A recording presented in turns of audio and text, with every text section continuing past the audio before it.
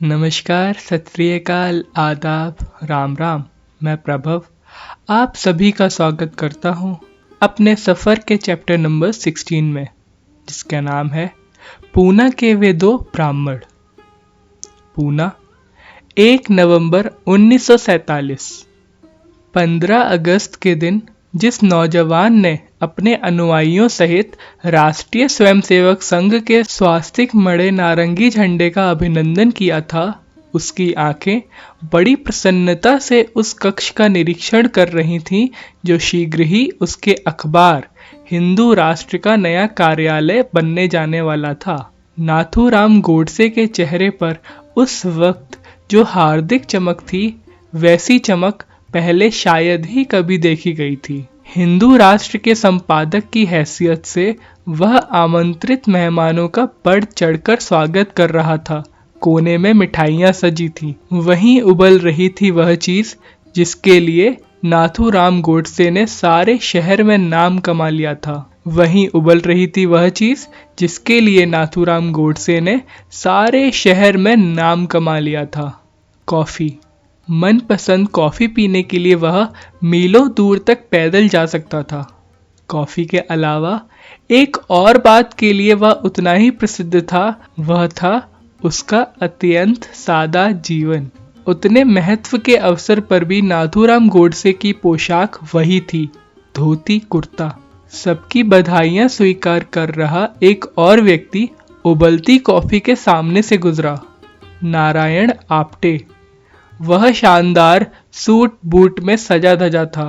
सांसारिक सुखों से नाथूराम गोडसे को जितनी विरक्ति थी, उतना ही नारायण आप्टे उन सुखों पर जान छिड़कता था। इसके बावजूद नारायण और नाथूराम के बीच परम मैत्री थी। हिंदू राष्ट्र दोनों ने मिलकर शुरू किया था। उनकी साझेदारी केवल आर्थिक नहीं बल्कि सक्रियता की भी थी। उग्र हिंदू विचारधारा के उस अखबार के संपादक के रूप में यदि नाथूराम गोडसे सक्रिय था, तो उसका संपूर्ण संचालन भार नारायण आप्टे ने अपने कंधों पर लिया हुआ था। नाथूराम की तुलना में नारायण की उम्र 3 साल कम थी। वह अपने 34वें वर्ष से गुजर रहा था। मेहमानों के सामने नारायण आप्टे ने संक्षिप्त भाषण देते हुए हिंदू राष्ट्र की अब तक की सेवाओं का सिंहावलोकन किया। फिर नाथूराम गोडसे ने 2 शब्द कहे। उस वक्त बगल की इमारत की एक खिड़की चुपके से खुल चुकी थी। नारायण और नाथूराम के भाषणों का हर शब्द उस खिड़की की राह एक ऐसे व्यक्ति के कानों तक पहुंच चुका था जिसे सादा पोशाक में पूना की खुफिया पुलिस द्वारा भेजा गया था। आप्टे और गोडसे के अलावा शहर के अन्य उग्र एवं संकीर्ण हिंदुओं पर भी सीआईडी पुलिस द्वारा नजर रखी जा रही थी। उनकी गतिविधियों की साप्ताहिक रिपोर्ट नियमित रूप से बंबई और दिल्ली भेजी जाती। आप्टे की फाइल पर 2 ऐसे शब्द लिखे हुए थे जो गोडसे की फाइल पर तब तक दर्ज नहीं हुए थे, पोटेंशियली डेंजरस। हालांकि उस दिन गोडसे ने 2 शब्द कहे। वे इस प्रकार थे। गांधी ने वचन दिया था कि देश के विभाजन से पहले स्वयं मेरे शरीर का विभाजन होगा। देश का विभाजन हो गया है। गांधी का शरीर सही सलामत है। हिंदू शरणार्थी भूखों मर रहे हैं और गांधी को मुसलमानों की सेवा से फुर्सत नहीं।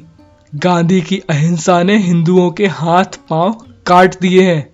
गिद्ध हमारी मातृभूमि का मांस नोच रहे हैं। सरेआम हिंदू स्त्रियों का सतीत्व लूटा जा रहा है और कांग्रेस के हिजड़े आंख खोलकर भी नहीं देख रहे हैं। कब तक यह अत्याचार हमारी मातृभूमि सहेगी? गोडसे के संक्षिप्त भाषण के समापन पर तालियों की जो जबरदस्त गड़गड़ाहट हुई, उसमें आश्चर्य जैसा कुछ नहीं था, क्योंकि पिछले 3.5 शताब्दियों से पूना उग्र हिंदू राष्ट्रीयता का केंद्र रहा था। पूना की निकटवर्ती पहाड़ियों पर से हिंदू राष्ट्रीयता के महानतम योद्धा छत्रपति शिवाजी ने मुगल बादशाह औरंगजेब के विरुद्ध अपने छापामार मोर्चों का संचालन किया था। शिवाजी के उत्तराधिकारी पेशवा कहलाए, जिन्होंने 1817 तक भारत के अंग्रेज शासकों से संघर्ष किया। ये पेशवा चित्पावन अग्नि द्वारा शुद्ध किए गए ब्राह्मण थे। पूना की गलियों से ही बाल गंगाधर तिलक जैसे नेता उभरे, जिन्होंने गांधी की अहिंसा के आगमन से पहले तक हिंदू राष्ट्रीयता का झंडा उठा रखा था। पूना के हिंदू उन्मादियों को अब एक नया हीरो मिल गया था। हिंदू राष्ट्र के उस संक्षिप्त समारोह में वह सशरीर उपस्थित तो नहीं था, लेकिन जब उसके व्यक्तित्व के चलते फिरते बिंब सीमेंट की दीवार पर 16 mm के प्रोजेक्टर द्वारा उभारे गए तो जनता के बीच सम्मानपूर्ण सन्नाटा खिंच गया। प्रोजेक्टर अच्छा न होने के कारण न तो फिल्म साफ दिखाई पड़ रही थी और न आवाज ही स्पष्ट सुनी जा सकती थी। इसके बावजूद विनायक दामोदर वीर सावरकर के व्यक्तित्व में जो असाधारण आकर्षण था, उसकी किरणें सभी व्यक्तियों पर पड़ रही थीं। उग्र हिंदुत्व की हिमायत करते सावरकर के भाषण इतने तीव्र एवं लोकप्रिय थे कि महाराष्ट्र के 2 प्रमुख शहरों पूना और बंबई में पंडित नेहरू को भी उतने श्रोता नहीं मिल सकते थे जितने कि सावरकर की सभाओं में आया करते थे। नेहरू, जिन्ना और गांधी की तरह सावरकर की भी शिक्षा लंदन की इंस ऑफ कोर्ट में हुई थी, किंतु वहां से वह व्यक्ति मानवता और न्याय के संस्कार लेकर नहीं लौटा था। सावरकर की फिल्म खत्म होने के बाद भी श्राद्ध से ओत-प्रोत वह सन्नाटा तुरंत न टूटा। आखिर नारायण आप्टे और नाथूराम गोडसे ने एक दूसरे का हाथ पकड़कर हिंदू राष्ट्र के नए कार्यालय में प्रवेश किया, जहां उनका नया मुद्रणालय भी लगा हुआ था। उस अखबार को शुरू करने के लिए सावरकर ने उन्हें 15,000 रुपए अग्रिम दिए थे। किसी को भी संदेह नहीं हो सकता था कि उस अखबार में अब वही छपेगा जो सावरकर द्वारा चाहा जाएगा। मेहमानों की तालियों के बीच आप्टे और गोडसे ने फोटो खिंचवाया। फिर दोनों ने एक साथ उस लाल बटन को दबाया जिससे हिंदू राष्ट्र की नई छपाई मशीन चालू हो गई। आमंत्रित मेहमानों ने अब विदा लेना शुरू किया था। चुपके से खिड़की खोलकर सारे कार्यक्रम की टोह ले चुके सीआईडी के आदमी ने भी उठने की तैयारी कर ली, लेकिन अचानक वह चौंका। उसने देखा कि कोने में खड़ा नारायण आप्टे गंभीरता पूर्वक किसी युवक से बातें कर रहा है। पुलिस उस युवक को पहचानती थी। जिस तरह आप्टे की पुलिस फाइल पर लिखा था संभावित खतरनाक व्यक्ति, उसी तरह उस युवक की फाइल पर पुलिस ने दर्ज कर रखा था संभावित खतरनाक व्यक्ति। सीआईडी के आदमी ने जल्दी जल्दी नोट किया कि ये दोनों व्यक्ति परस्पर संबंधित हैं। आप्टे से मिलने और उस मुद्रणालय के उद्घाटन के समय मौजूद रहने के लिए वह युवक 60 मील की यात्रा करके आया था। वह था विष्णु करकरे, अहमदनगर के डेक्कन गेस्ट हाउस का स्वामी। मुसलमानों के जुलूस पर बम फेंकने के बाद मदन लाल पाहवा जब भागा था तो इसी गेस्ट हाउस में उसे शरण मिली थी और विष्णु करकरे ने उसे स्नेह से आलिंगन में कस लिया था। जिन 2 नौजवानों ने एक साथ बटन दबाकर हिंदू राष्ट्र की नई छपाई मशीन चालू कर दी थी, उनकी गहरी दोस्ती 2 ठोस आधारों पर टिकी हुई थी। नाथूराम गोडसे और नारायण आप्टे दोनों जन्म से चित्पावन ब्राह्मण थे और दोनों के राजनीतिक दृष्टिकोण में अद्भुत समानता थी। ब्राह्मणों की स्थिति समाज में सर्वोच्च होने का अर्थ यह नहीं कि वे आर्थिक दृष्टि से भी सर्वाधिक संपन्न थे। नाथूराम गोडसे के पिता को, जो एक मामूली डाकिया था, 15 रुपए मासिक वेतन मिलता था। हाथ उतना तंग होने के बावजूद उस डाकिये ने अपने पुत्र का लालन पालन विशुद्ध ब्राह्मण परंपराओं के अनुसार ही किया। जनेऊ संस्कार के बाद नाथूराम ने गीता और ऋग्वेद का नियमित पाठ शुरू कर दिया था। 12 वर्ष की उम्र में ही नाथूराम में कापालिक पूजा की क्षमता आ गई थी। उसका दावा था कि गोबर लगी दीवार के सामने यदि वह समाधि लगाकर बैठ जाए तो उसे विचित्र आकृतियां, अक्षर और आंकड़े इत्यादि सरकते दिखाई पड़ते हैं, परिवार वालों को विश्वास हो गया कि बड़ा होकर नाथूराम अवश्य कोई महान कार्य करेगा। राजनीति में नाथूराम की अत्यधिक रुचि थी। महात्मा गांधी के नागरिक अवज्ञा आंदोलन में भाग लेकर नाथूराम गोडसे ने अपनी जीवन की पहली जेल यात्रा संपन्न की थी। सन 1937 के आते आते गोडसे ने गांधी को छोड़कर एक नया राजनीतिक स्वामी ढूंढ लिया।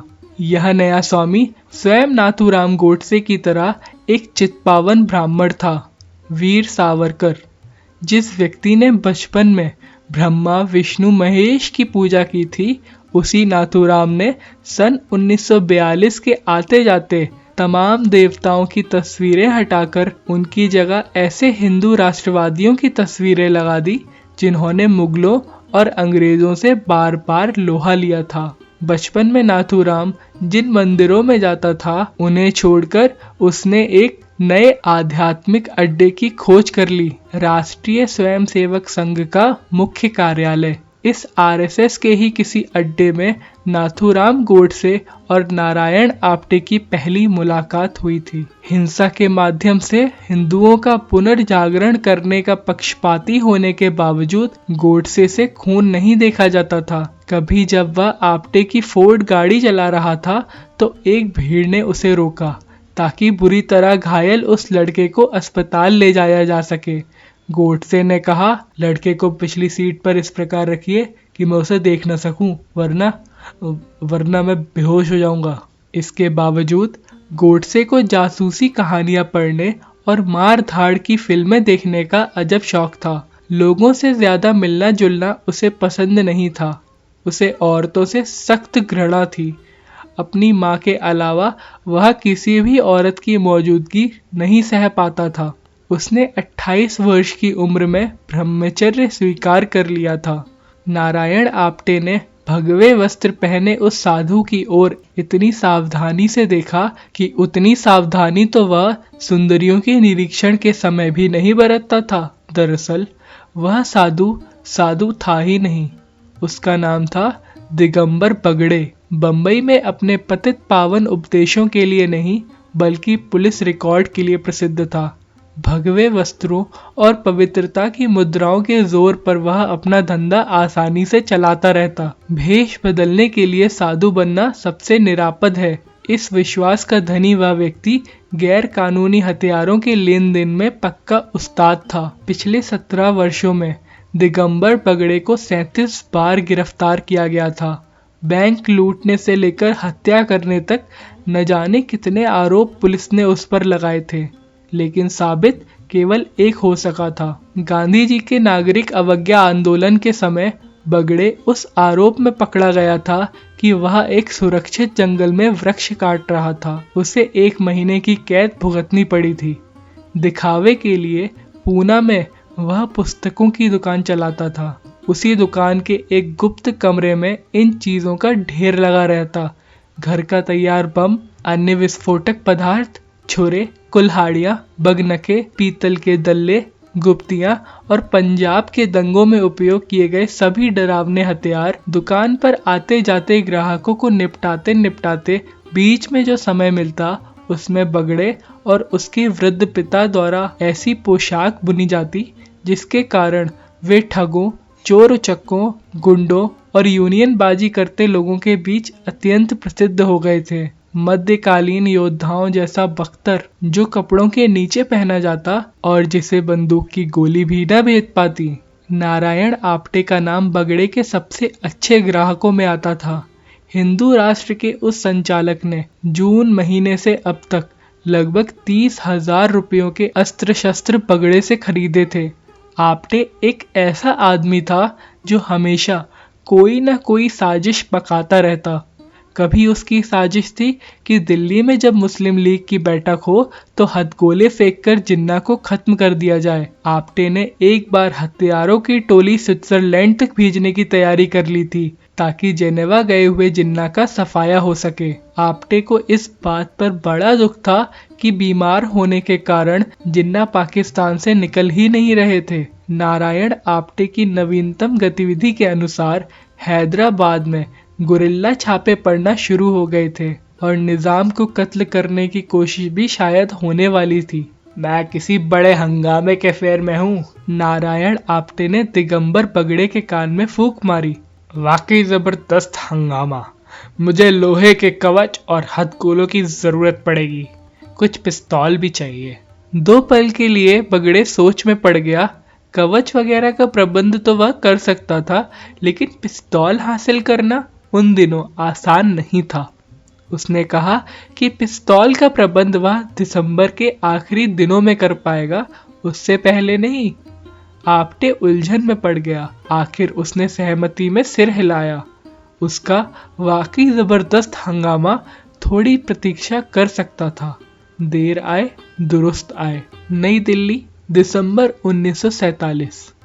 प्यारे लाल नैयर ने, जो वर्षों से गांधी जी का स्वामी भक्त सचिव था, महसूस किया कि महात्मा जी अत्यधिक उदास और चुप रहने लगे हैं। आजादी मिलते ही नेताओं ने कुर्सियां हथिया ली थीं और पल पल में वे महात्मा की अहिंसा को भूलते जा रहे थे। न केवल अहिंसा को, बल्कि स्वयं महात्मा को ही उन्होंने भूलना शुरू कर दिया था। इधर महात्मा जी थे जो उन्हें लगातार सावधान करना चाहते। चारों तरफ जो भ्रष्टाचार पनपता दिखाई पड़ रहा था, उसे लेकर उन्होंने नेहरू और पटेल को कम खरी खरी नहीं सुनाई थी। जिस देश में शरणार्थी भूखों मर रहे हों, उस देश के नेता बड़ी बड़ी पार्टियां कैसे दे सकते हैं? उन्होंने छोटा सा सवाल पूछा, जो दरअसल छोटा सवाल नहीं था।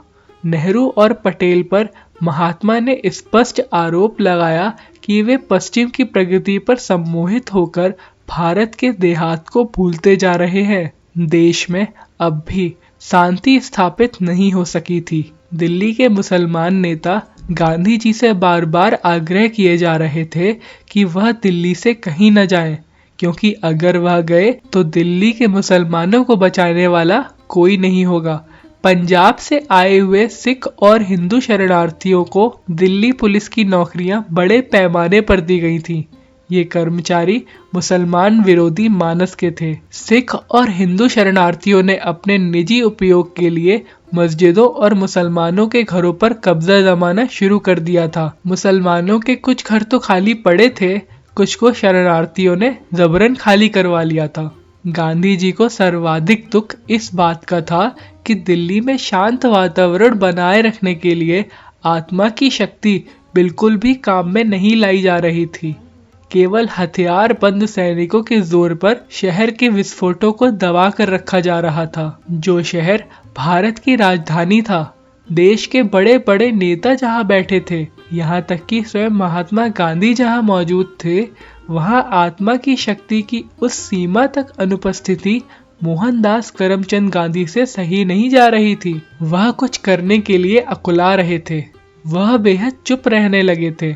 हमेशा की तरह इस बार भी यह चुप्पी अवश्य इसी तो तक थी कि महात्मा गांधी कोई महत्वपूर्ण कदम उठाने से पहले अपनी अंतरात्मा से परामर्श लेने में व्यस्त थे। कराची, अक्टूबर दिसंबर 1947। जिन्ना दिनों दिन एकांत प्रिय और चिड़चिड़े होते जा रहे थे।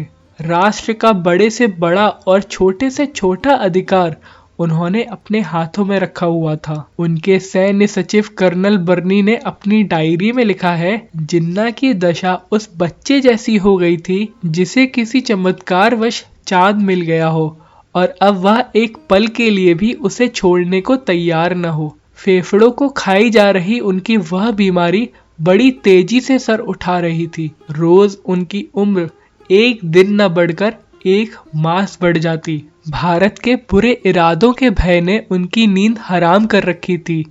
जूनागढ़, कश्मीर, पंजाब, सब जगह उन्हें भारत की मक्कारी के दर्शन हो रहे थे और ऐसा लगता था जैसे उनके नए राष्ट्र को स्थिर होने का कोई अवसर ही भारत नहीं देना चाहता। भारतीय मक्कारी का सबसे बड़ा परिचय उन्हें दिसंबर के मध्य में मिला।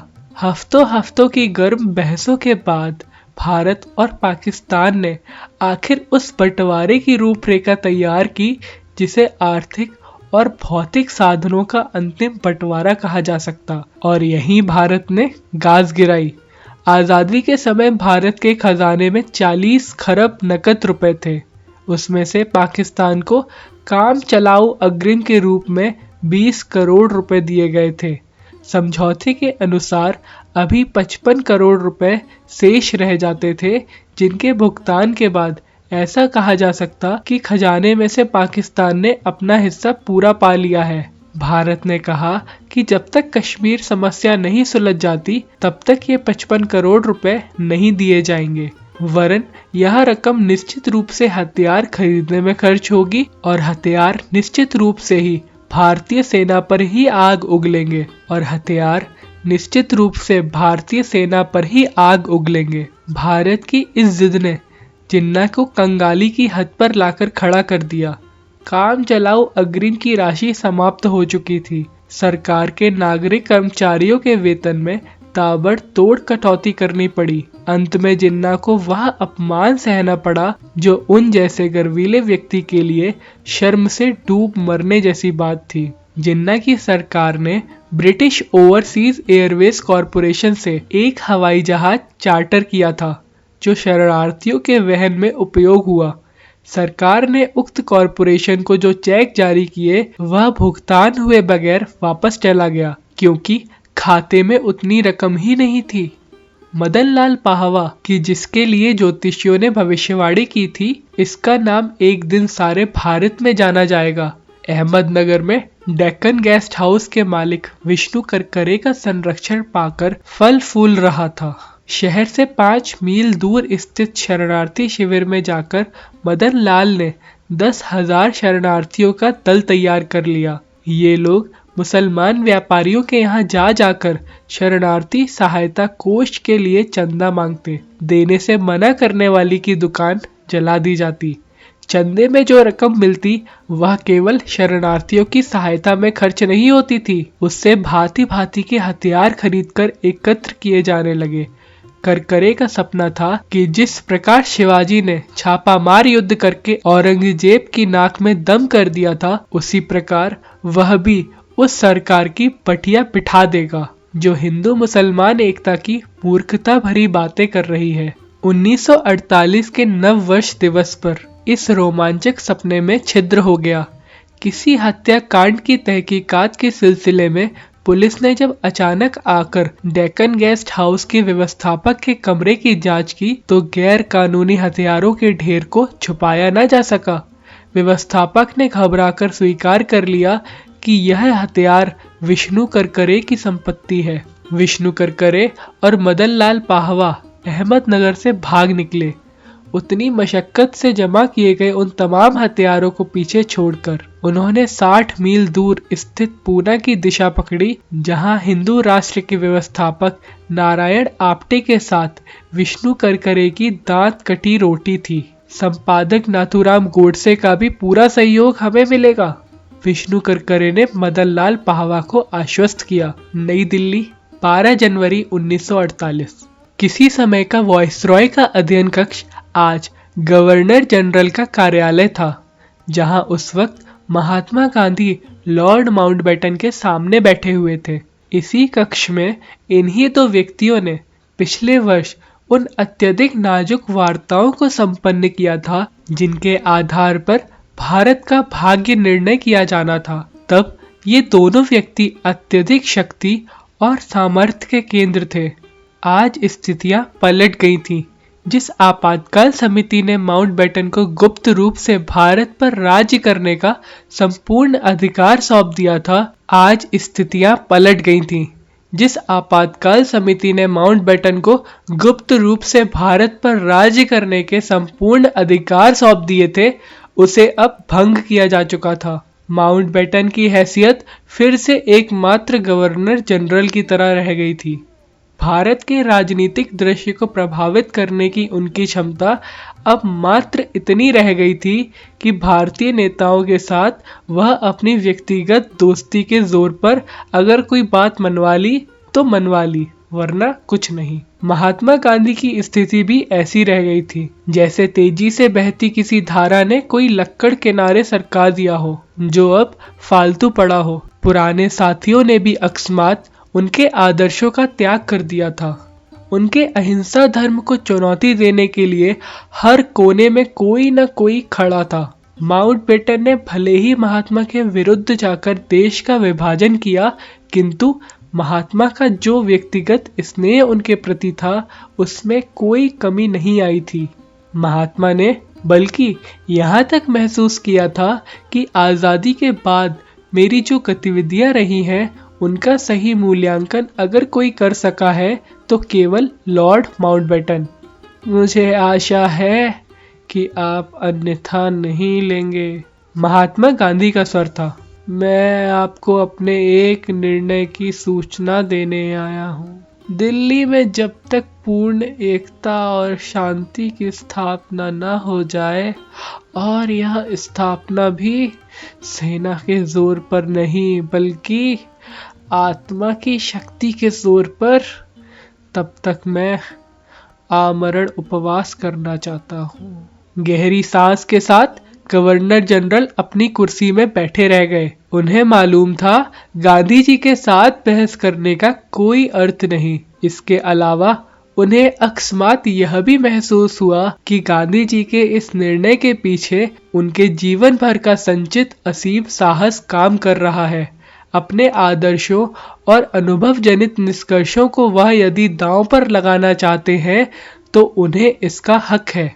मैं भला क्यों अन्यथा लूंगा?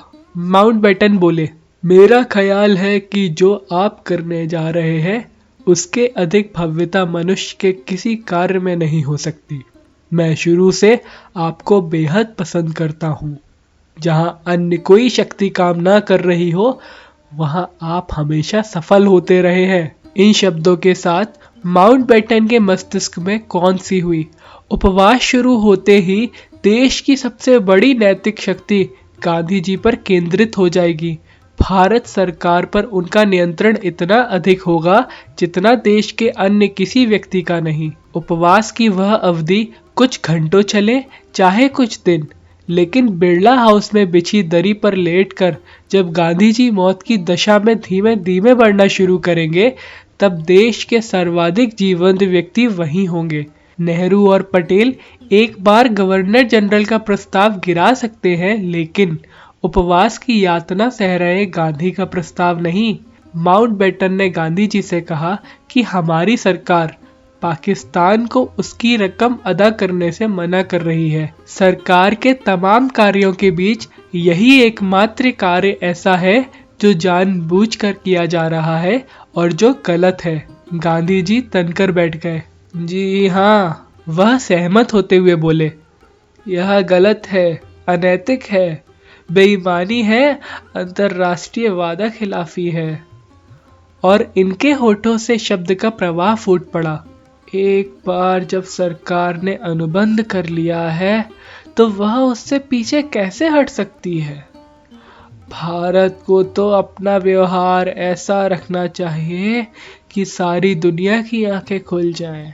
अंतर्राष्ट्रीय स्तर पर भारत को अपनी आत्मा की शक्ति का प्रकाशन करना चाहिए। क्या जन्म के बाद इतना जल्दी न भारत के आदर्श इतने गिर जाएंगे कि नहीं नहीं। महात्मा ने माउंटबेटन से कहा कि अब वह अपने उपवास को एक नया आयाम देंगे। वह दिल्ली की शांति के लिए तो उपवास करेंगे ही, भारत की अंतर्राष्ट्रीय प्रतिष्ठा के लिए भी उपवास करेंगे। वह तब तक अन्न ग्रहण नहीं करेंगे जब तक भारत पाकिस्तान के साथ किए गए अंतर्राष्ट्रीय अनुबंध का शब्दशः पालन करने को तैयार न हो जाए। निसंदेह महात्मा गांधी का वह फैसला ईमानदारी और साहस का फैसला था। विडंबना यह कि वही फैसला घातक भी सिद्ध होने वाला था। महात्मा के चेहरे पर एक ऐसी मुस्कान खिल उठी जो बच्चों जैसी सरल और शैतानीपूर्ण थी। उन्होंने माउंटबेटन से कहा, मेरी बात वे अभी नहीं सुनेंगे। एक बार मेरे उपवास शुरू हो जाने दीजिए, फिर देखिएगा। धन्यवाद। ये था चैप्टर नंबर 16।